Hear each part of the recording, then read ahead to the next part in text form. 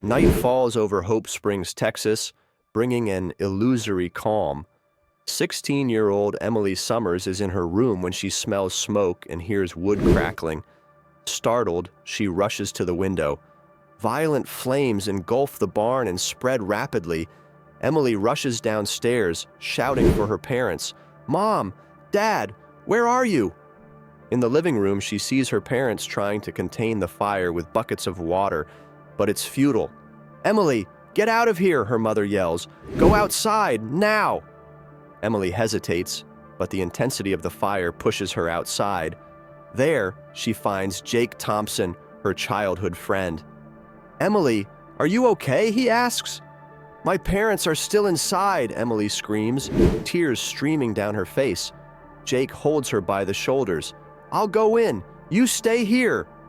Jake runs towards the blazing house, but a neighbor pulls him back. "It's too late. We have to wait for the firefighters." Emily falls to her knees on the grass, feeling powerless as the house is consumed by flames. The firefighters' sirens echo in the distance, but it's too late. The Summers farm is swallowed by the fire, taking Emily's parents. The following days are a blur of sadness. Emily stays temporarily with a distant aunt, but the feeling of helplessness is overwhelming. Jake never leaves her side, offering comfort. "I can't stay here, Jake," Emily says one day. "I need to get out of here, start over somewhere else." Jake holds her hand. "I'll go with you. Wherever you go, you won't be alone." Determined to start anew, Emily decides to move to New York. Jake, driven by deep love, follows her, abandoning his own dreams. The arrival in the big city is a shock. The bright lights and frantic pace are overwhelming, but Emily and Jake face every challenge together. Days in New York are a mix of hope and frustration. Emily and Jake move into a small apartment in a modest neighborhood. Emily works as a waitress, and Jake takes odd jobs in construction and deliveries. Every penny is saved, but life in the big city is relentless. After weeks of exhaustion, Emily begins to feel inexplicable fatigue and frequent pains. Worried, Jake takes her to the hospital, where they run a series of tests. In the waiting room, tension builds. The doctor enters with a clipboard. "Emily, your tests show something concerning. We suspect a rare autoimmune disease." Emily feels the ground disappear beneath her. "What does that mean?" Jake asks. "It means Emily's immune system is attacking her own body. We need to start treatment immediately, but it'll be a long and tough battle." The doctor's words echo in Emily's mind. "Jake, what are we going to do? We don't have the money for this." Jake squeezes her hand. "We'll find a way. You're not alone."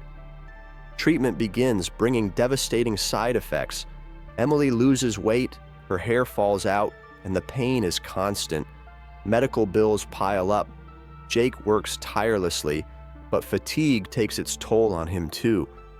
One night, Jake finds Emily crying on the edge of the bed. He kneels beside her. "Emily, we'll get through this, I promise." Emily shakes her head. "Jake, I don't know how much more I can take.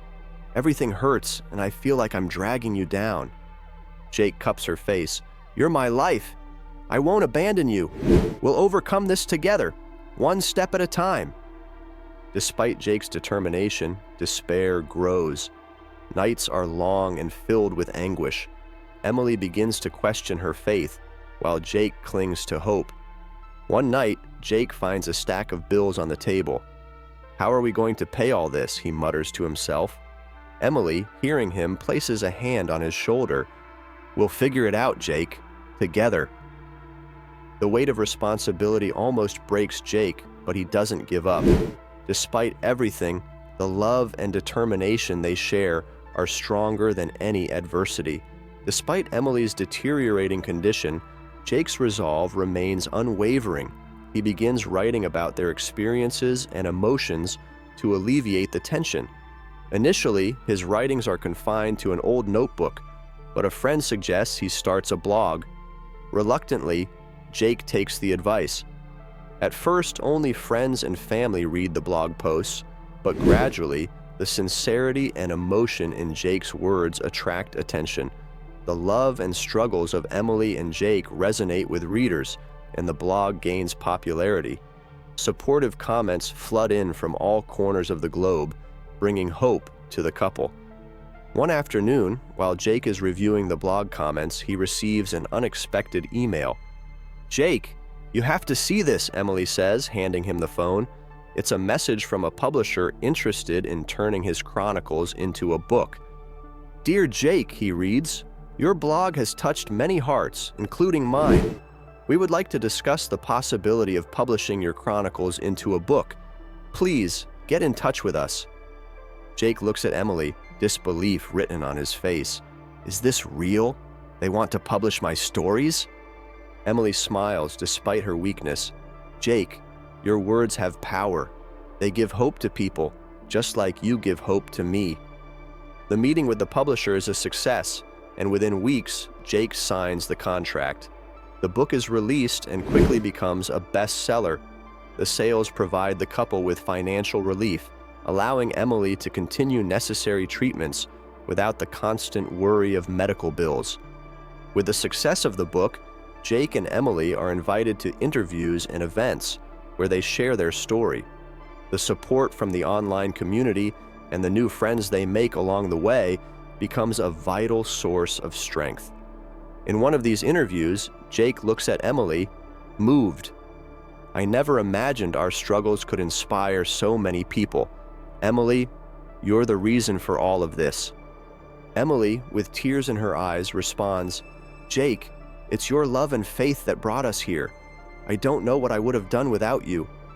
Despite the financial relief and the growing success, challenges persist. Emily still faces painful treatments and their debilitating effects, but now, with Jake's support and a global community, she finds strength to keep fighting. With each new event, each new interview, Jake and Emily's love is reaffirmed. They know the battle is far from over, but for the first time in a long while, there's a tangible sense of hope. The success of the book is not just a financial victory, it's a testament to the power of love and resilience in the face of the darkest adversities. The fight continues, but now they know they're not alone. With the support and love of so many people around the world, Emily and Jake move forward, ready to face whatever challenges fate may bring.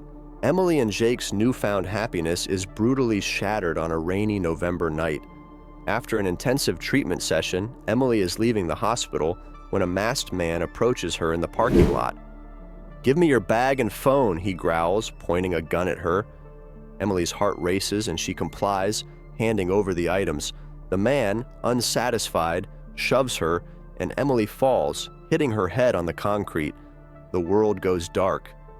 Jake arrives at the hospital shortly after, finding the area in chaos. "Where's Emily? What happened?" he asks, desperate. A nurse leads him to the emergency room. "She was mugged. She's in critical condition. We need blood immediately." Without hesitation, Jake offers his own blood. "I'm a match. Do whatever it takes to save her." As Jake donates blood, doctors fight to stabilize Emily. Hours pass, and Jake, exhausted from blood loss, waits for news. Finally, a doctor approaches. "She's stable, but the recovery will be slow. Your donation saved her life." Relief and fear mix in Jake. He visits Emily in the ICU, where she lies pale and fragile. He holds her hand, tears in his eyes. "Emily, you're going to be okay. I'm here." In the days that follow, Emily slowly recovers. However, Jake begins to feel chest pains. He ignores the symptoms, attributing them to stress, but during a visit to Emily, he faints. Doctors discover he's suffering from a severe heart condition exacerbated by stress and blood donation. "Jake, you need immediate care," says the cardiologist. "Your condition is serious. Untreated, it could be fatal." Jake shakes his head, determined. "I can't worry about myself right now. Emily needs me." But the truth is relentless. They both need care, and time becomes a cruel enemy. Jake decides to use the profits from the book to fulfill Emily's last wish, a trip back to Hope Springs. The trip is a mix of nostalgia and pain. Emily and Jake revisit places from their childhood, each carrying sweet and bitter memories. In the field where they used to play, Emily turns to Jake. "I wish things were different," she says, tears in her eyes. "Me too," Jake replies, pulling her into a tight hug. "But we're here together. That's what matters." During the trip, Jake's condition worsens. He's hospitalized in the small town where it all began. In a makeshift hospital bed in Emily's childhood home, Jake makes one last request. "Emily, you have to keep fighting. No matter what happens to me, you must live."